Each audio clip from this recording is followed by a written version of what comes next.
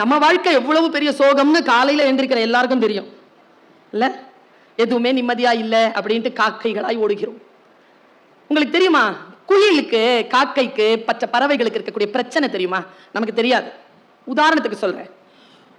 பறவைக்கு, நம்ம வீட்டில் வந்து நான் வெஜிடேரியன் சமைக்கிறவங்களுக்கு முட்டை கோழி அப்படின்னு சொன்னா ரொம்ப பிடிக்கும். முட்டை கோழியை வந்து சமைப்பாங்க. முட்டை கோழினா என்ன அர்த்தம்னா, அது முட்டை போட்டிருக்காது, ஆனா போடுற லெவல்ல இருக்கும். நிறைய அது உள்ள எடுத்து பார்த்தீங்கன்னா நிறைய முட்டைகள் இருக்கும். அது முட்டை கோழி சாப்பிட்றது. என்னைக்காவது அந்த ஆயும் பொழுது, அந்த கறி ஆயும் பொழுது யாரேனும் ஓடுடைய முட்டையை கண்டெடுத்திருக்கிறோமா? ஓடு இருக்கிறது இல்ல முட்டைய கோழிக்கிட்ட. அப்போ அந்த கோழிக்கு ஓடு எப்போ வருது? முட்டை வெளியில் வருகின்ற சில நிமிடங்களுக்கு முன்னால் தான் ஓடு கட்டுமா. இப்ப நான் இதெல்லாம் விட்டுறேன், இதெல்லாம் சயின்ஸ், நீங்க எல்லாம் பாத்துக்கோங்க. எனக்கு எங்க கவலை தெரியுமா, அந்த ஓடு கட்டியவுடன் உடனே அது வந்து முட்டை போட்டாகணும். பல பறவைகள் ரொம்ப திட்டமிட்டு கூடு கட்டிக்கொள்ளும். கூடு கட்டவே தெரியாதுங்க ஒரு பறவைக்கு, குயில். அது எப்படிங்க போய் அந்த முட்டையை அந்த நிமிடத்திற்குள்ள போய் அந்த காக்கையினுடைய வேறு ஒரு கூட்டை தேடும்? எப்படிங்க தேடுது? அது தேடுறதுலயும் அது முட்டை போட்டிருக்கணும். அது முட்டை இல்லைன்னா இந்த முட்டையை அக்செப்ட் பண்ணாது காக்கா. அது முட்டை போட்டிருக்கணுமா, அதுலயும் அது அடை காத்துச்சு இருக்கணும். அடை காக்கிற காக்கா முட்டையை விட்டு போவே போவாது. அப்போ அடை காக்கிற முட்டையும் இருக்கணும், காகமும் இருக்கக்கூடாது, அந்த கூட்டையும் கண்டுபிடிக்கணும். இத்தனையும் அந்த 1 மணி நேரத்தில் அந்த பறவை செய்யணும். அது என்ன பண்ணுமா, ஆண் பறவையை சேர்த்துக்குமா. ஆண் பறவையை சேர்த்துக்கிட்டு அது போய் அந்த இடத்தை லொகேட் பண்ணிட்டு, ஆண் பறவை அந்த காகம் இருக்குல்ல, அந்த காகத்தை, அந்த பெண் காகத்தை சீண்டி அதை அந்த கூட்டுல இருந்து கிளப்பி தூரமா கொண்டு போமா. அது தூரமா கொண்டு போற அந்த நிமிடங்கள் இருக்குல்ல, அந்த நிமிடங்களுக்குள்ள இந்த குயில் அந்த இடத்துல முட்டையிடுமா. கொஞ்சம் நினைச்சு பாருங்க இந்த ஸ்ட்ரகிள். இந்த ஸ்ட்ரகிளை நினைச்சு பாருங்க நீங்க. அந்த முட்டை போட்டுட்டு அது வந்துரும். அம்மா அப்பா 2 பேரும் வந்துட்டு தூரத்துல இருந்து பாக்குமா. இதுல எங்க தெரியுமா ஸ்ட்ரகிள் ஆரம்பிக்குது? முட்டை போட்டதுக்கு பிறகு அம்மா அப்பாவுக்கு ஸ்ட்ரகிள் தீந்துருச்சு, ஆனா அந்த முட்டைக்கு ஸ்ட்ரகிள் ஆரம்பிக்குது. இந்த முட்டை இருக்குல்ல, அது அடை காக்கிறதுக்கு பிறகு கொஞ்ச நாள்ல அது வெளியில இருந்து குஞ்சு வரும். குஞ்சு வரும் பொழுது காக்காய்க்கு தெரியாது இது தன் குஞ்சு இல்லைன்னு. ஆனா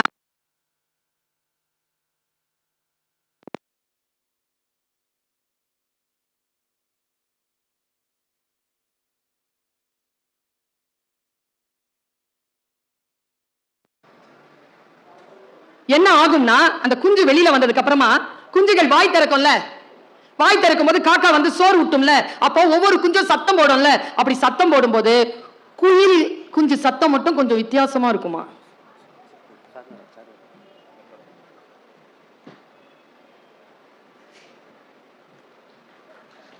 தர்வேஸ் அவர்களை வணங்கி வரவேற்கிறோம். அந்த காக்கை குஞ்சுகள் வாய் திறந்து சத்தமிட்டு தாயினுடைய அந்த உணவை வாங்கி கொண்டிருக்கும் பொழுது இந்த குயில் குஞ்சு இருக்குல்ல, அதுவும் கத்தும் தானே, பசியில கத்தும் தானே. அப்படி பசியில கத்தும் போது காக்கா இருக்குல்ல, அது சோறு போடுறதை நிறுத்தி அந்த குஞ்சை பாக்குமா. என்ன டிஃபரெண்டா கத்துற, எங்க நம்ம ஃபேமிலி வாய்ஸ்? அது மறுபடியும் அதே வாய்ஸ்ல கத்தும் போது அது தொண்டையில காகம் தன்னுடைய அழகினால் கொத்துமா. கொத்தும் போது ஒரு கத்தம் பாருங்க. அந்த கத்து வந்துருச்சுன்னா, அந்த வலிக்கு கத்து வந்துருச்சுன்னா, அடுத்த ஓரிரு நாட்கள்ல அந்த குஞ்சு அந்த கூட்டை விட்டு பறந்து போயிடும். இல்லைன்னா சைலண்டா தான் இருக்கும். அதனால் தான் பாரதி பாட்டி செய்த பொழுது பராசக்தியிடம் கேட்ட பொழுது, தாயே அந்த கத்தும் குயிலோசை சற்றே வந்து காதில் பட வேண்டும். எதுக்கு? வலியில் வேதனையில் அடையாளம் தெரியாத யாரோ ஒருவருடைய அரவணைப்பில் தன்னுடைய வாழ்க்கை இனியும் இருக்காது, அடுத்து நான் வாழ்க்கையை சந்திக்க போகிறேன் என்ற பொழுது உள்ளிருந்து பீரிட்டு எழுகின்ற அந்த கத்துகின்ற ஓசை இருக்கு இல்லையா, அது கவிஞன் காதுகளுக்கு கேட்கிறது, எழுத்தாளரின் காதுகளில் விழுகிறது. அந்த ஓசைதான், அந்த ஓசையை எழுதுகிறான் ஒரு புலவன். இங்க தர்வேஸ் சார் உட்கார்ந்து இருக்கார்ல, இவரை நம்மில் பல பேருக்கு தெரியும், பல பேருக்கு தெரியாது. யார் இவர்? ஒரு ஆட்சி பணியில் இருக்கின்றவர். அவர்தான். நான் எல்லாம் நேரடியாக உட்கார்ந்து பேசக்கூடிய வாய்ப்பு கூட பெற்றவள் இல்லை. ஆனால் பெரம்பலூர் என்கின்ற இடத்தில் கல்வி என்பது மிக பெரிய கடினமான ஒரு பணியாக இருக்கக்கூடிய சூழ்நிலையில் ஆட்சி பணியில் சென்று உட்கார்ந்த அந்த நேரத்தில் அங்கே புத்தக திருவிழாவை வெற்றிகரமாக நடத்தி காட்டி அந்த இடத்தில் கல்வியை, வாசிப்பு பழக்கத்தை முன்னிறுத்திய பெருந்தகை இன்னைக்கு வந்து உட்கார்ந்திருக்கார். யாரோ ஒருவர் செய்கிறார்கள், அவர்களுக்கு கத்தும் குயிலோசை கேட்டு விடுகிறது. எங்கோ யாரோ கதறிக் கொண்டிருக்கிறார்கள், அவர்களுக்கான ஆதரவு வேண்டும் என்று அவர்களுக்கு புரிந்து போகிறது.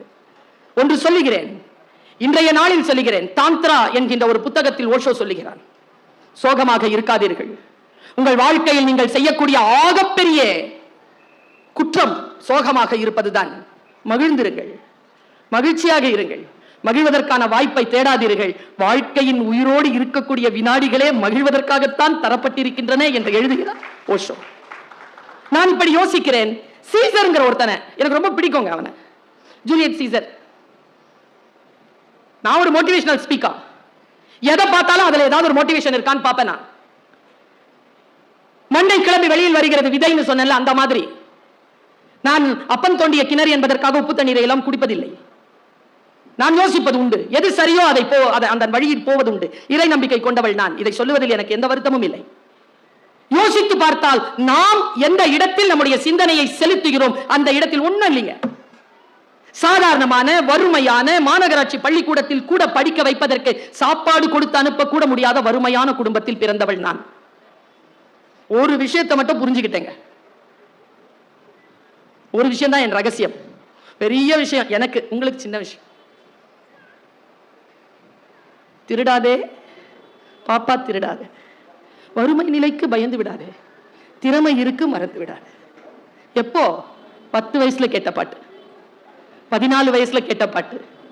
நீ உன்னை அறிந்தால் உலகத்தில் போராடலாம், உயர்ந்தாலும் தாழ்ந்தாலும் தலை வணங்காமல் நீ வாழலாம்.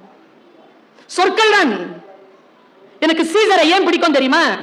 சீசர் பேச்சாளராக வர்றதுக்கு, பேச்சு பயிற்சி பண்றதுக்காக எத்தனையோ கிலோமீட்டர் தாண்டி கடல் பயணம் செய்கிறான். வரலாறு போகும்போது கடற்கொள்ளையர்கள் பிடிச்சிடுறாங்க அவனை. அவன் ஒரு தளபதி, அவ்வளவுதான்.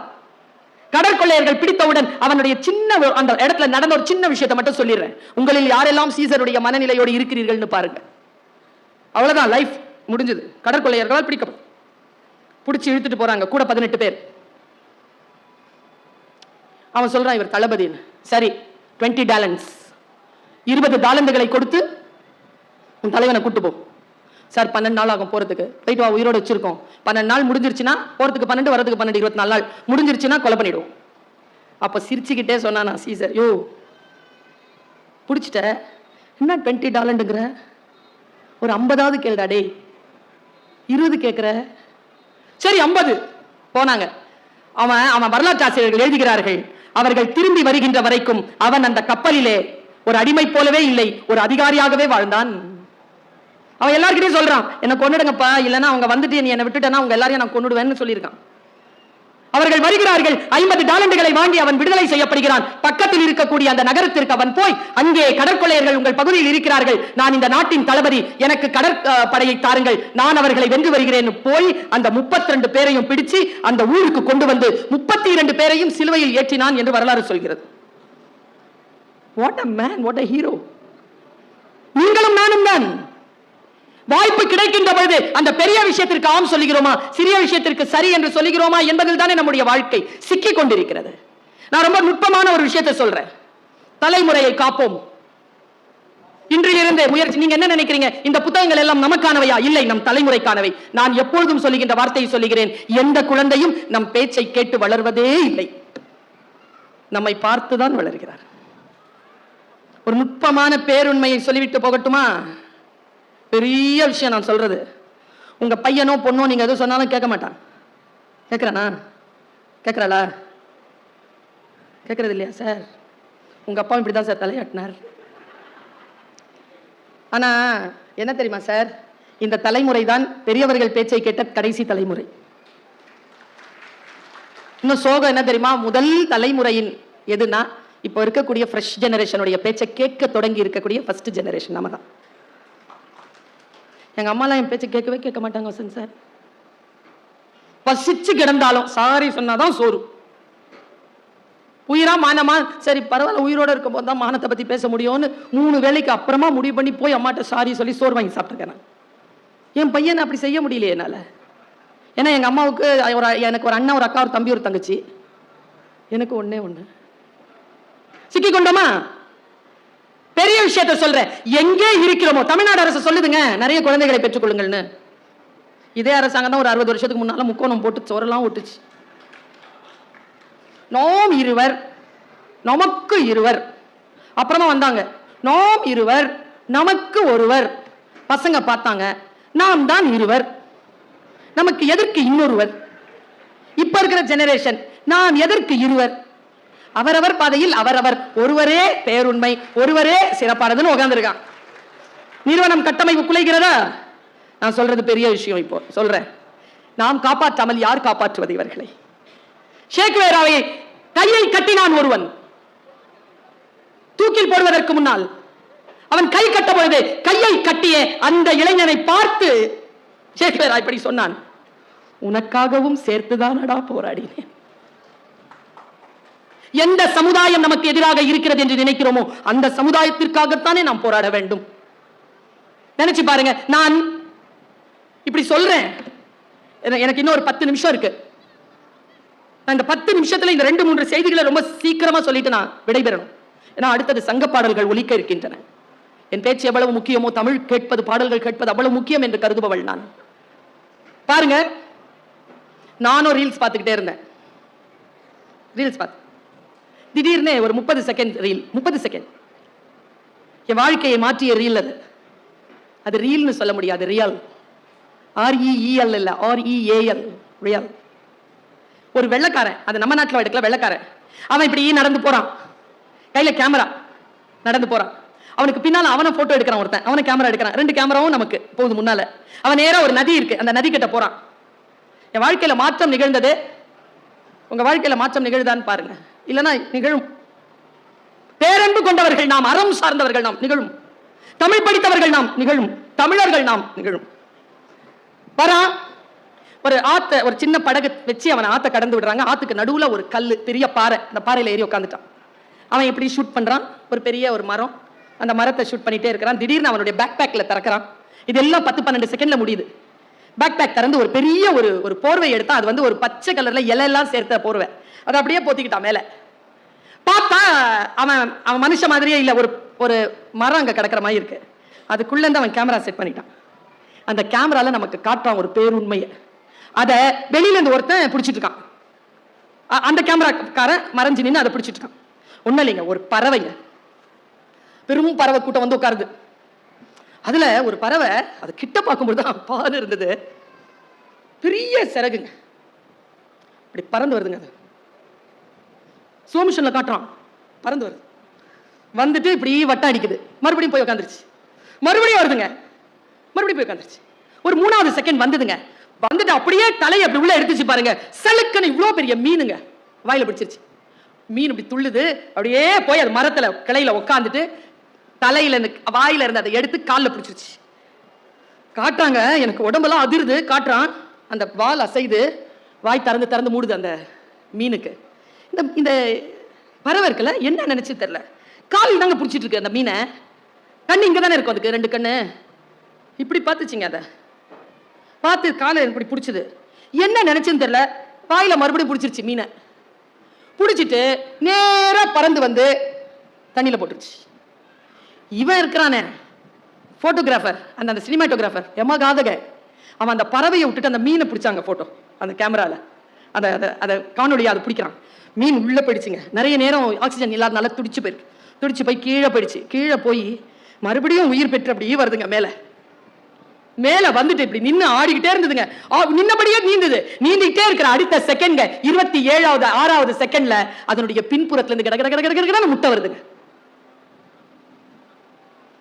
நமக்கு என்ன தெரியுமா சொன்னாம, அந்த பறவையை போல் இரு, மீனை சாப்பிடு, முட்டைகளை சாப்பிட்டு விடாத, தலைமுறையை சாப்பிடாத, தலைமுறையை விட்டுட்டு போ. தலைமுறைக்கானதுதான் எல்லாம். எப்படி விட்டுட்டு போறது இந்த தலைமுறைக்கு ஒரு விஷயத்தை? இதோ இந்த புத்தகங்கள் எல்லாம் தலைமுறைக்கான புத்தகங்கள். குழந்தைகளை இன்றைக்கு, இந்த புத்தாண்டு அன்றைக்கு, இன்றைக்கு ஃபேமிலியோட வந்தவர்கள் பெரும் பாக்கியம் செய்தவர்கள். கோவிலுக்கு போவதை போலவே சிறந்தது புத்தக திருவிழாவிற்கு நீங்கள் உங்களுடைய குடும்பத்தை அழைத்து வந்தது. பெரியவர்களை பார்ப்பதற்கு சமானம் தெரியுமா உங்களுக்கு? இங்கே இருக்கக்கூடிய புத்தகங்களை தரிசிச்சது பெரியவர்களை சமாளிப்பது, பெரியவர்களை பார்ப்பது, அவர்களை தரிசிப்பது. அந்த வேலைகளை நீங்கள் செய்திருக்கிறீர்கள். இன்னும் அரை விஷயம் இருக்கிறது. 6:55 சரியாக 7 மணிக்கு முடிக்கிறேன். ஒரு அரை விஷயம் தான். நான் இந்த சகோதரி சொல்வதை வீட்டுல போய் கொஞ்சம் எழுதி பாருங்க. ஏன்னா சொற்கள் அவ்வளவு சீக்கிரமாக புரிவதில்லை. எண்ணங்களுக்கு பலம் உண்டு, ரொம்ப பலம் உண்டு. நீ எதை தேடிக்கொண்டிருக்கிறாயோ அது உன்னை தேடுகிறது. நான் அடிக்கடி சொல்வேன். ரூமி, மரணத்தை தேடுகிறீர்களா? வந்துரும். வாழ்க்கை தேடுகிற வரும். நீ எதை தேடுகிறாயோ அது உன்னை தேடுகிறது. நான் இதை போய் காலேஜில் சொன்னேன். 17-18 வயசு பசங்க ஒருத்தன் நின்று கத்துறான். நிஜமாவா மேடம்? நான் எதை தேடுகிறேனோ அது என்னை தேடுகிறதா? டேய், நான் சொல்ல வந்தது வேறடா. அவரவர்களுக்கு ஏற்றது போல் தானே புரிந்து கொள்வார். ரொம்ப முட்டில் அடிப்படும் 12 வருஷமா பயந்துட்டு இருந்தேன். அடிபட்டுச்சே 12 வருஷத்துக்கு அப்புறமா. எதை நீ தேடுகிறாயோ அது உன்னை தேடும். நயாகராவை தொட்டு பார்க்கணும்னு நினைச்சுக்கிட்டே இருந்தேங்க. 10 வருஷம் தொட்டு பார்த்துட்டேனே.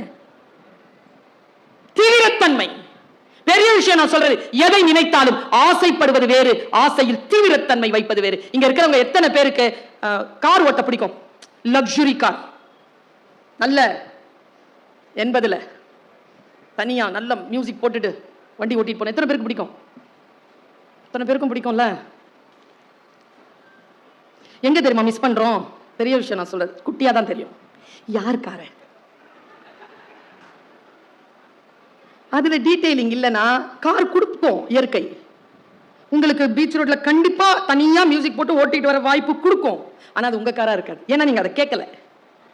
எதை கேட்டாலும் டீடைலிங்கா கேளுங்க. அப்படி விழிப்புணர்வோடு இருங்க. விழிப்புணர்வோடு நாம் இருப்பதற்கு நமக்கு தடையாக இருப்பது எது என்பதை தேடுங்கள். நான் சொல்லுகின்ற இந்த விஷயத்தை நீங்கள் உங்களுடைய டைரிகளில் இன்றைக்கு எழுதி வைத்துங்கள். உன் காரணங்களால் நீ தோற்கடிக்கப்படுகின்ற பொழுது அந்த காரணங்களின் மீது மட்டும் உனக்கு சந்தேகம் வராதது ஏன்? உனக்காக உனக்காக உனக்காக அவனுக்காக அவளுக்காக இல்லை. எரியறத பிடுங்கனா கொதிக்கிறது அடங்கும். எதை இழுக்கிறது? உன்னிலிருந்து தொடங்கு. எப்படி என்னிலிருந்து தொடங்குவது? இதுதான் நான் கடந்த 3 மாதங்களாக என்னுடைய மனம் ஆறுகின்ற வரைக்கும் இதை நான் சொல்லிட்டு, முக்கியமா பெண்கள், இளைஞர்கள், பெரியவங்க இருக்கிறோம் இல்லையா, அவங்களுக்கான வாழ்க்கையில பெரிய சோகம் எது தெரியுமா? மனமுறிவு. மனமுறிவு போல் சோகம் வேறு கிடையாது. ஆனா நமக்கு தெரியறதே இல்லை நம் குழந்தைகள் எப்படி அனுபவிச்சுட்டு இருக்காங்கன்னு.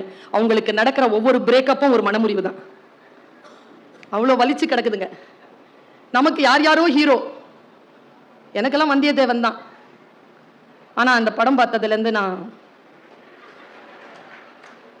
கனவுல எல்லாம் வருவாங்க 9th ஸ்டாண்டர்ட்ல, ஏய் பேபி கம் அப்படின்னு பஞ்சக்கல்ல குதிரையில எல்லாம் வந்து கூட்டு போவான்னு நினைச்சேன். இப்ப படம் பார்த்துட்டு நினைச்சேன், நல்ல வேலை வரல. எப்பா, என் வந்தியத்தேவன் வேறு, என் ஹீரோ வேறு, என் புத்தகம் வேறு.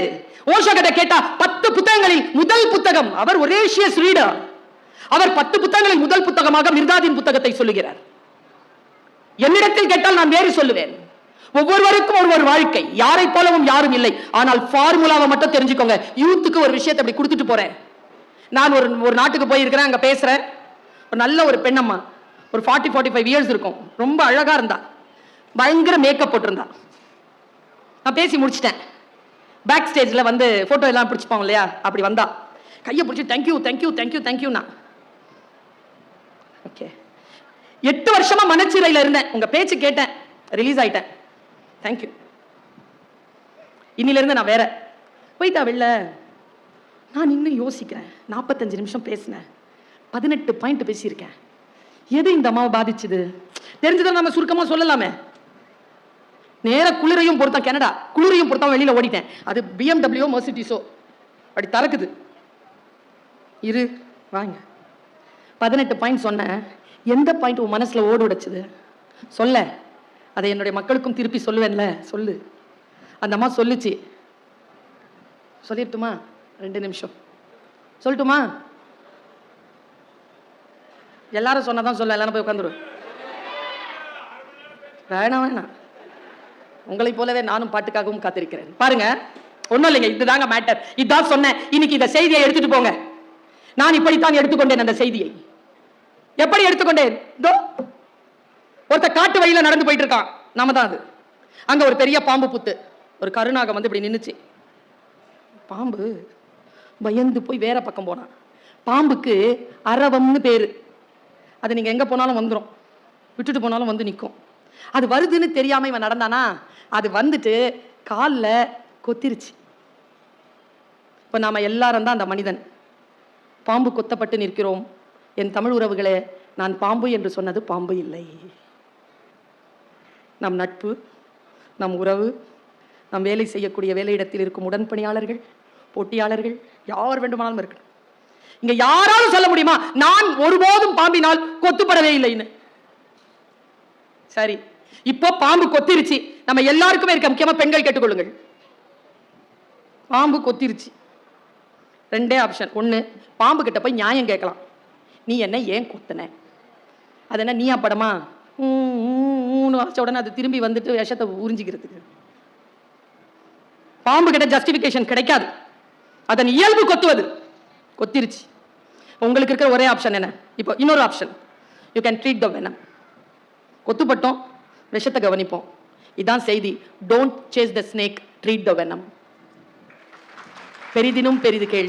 இன்னும் பல விஷயங்கள் இருக்கிறது. வாய்ப்பு கிடைக்காமலா போகும்? உங்கள் காதுகளும் இந்த வாயும் சேர்ந்து ஒலிகளை பரிமாறிக்கொள்ளும் அந்த புனிதமான நேரம் இறைவனால், இயற்கையால், இத்தகைய நன்மையை செய்கின்றவர்களால் மீண்டும் வாய்க்கட்டும்.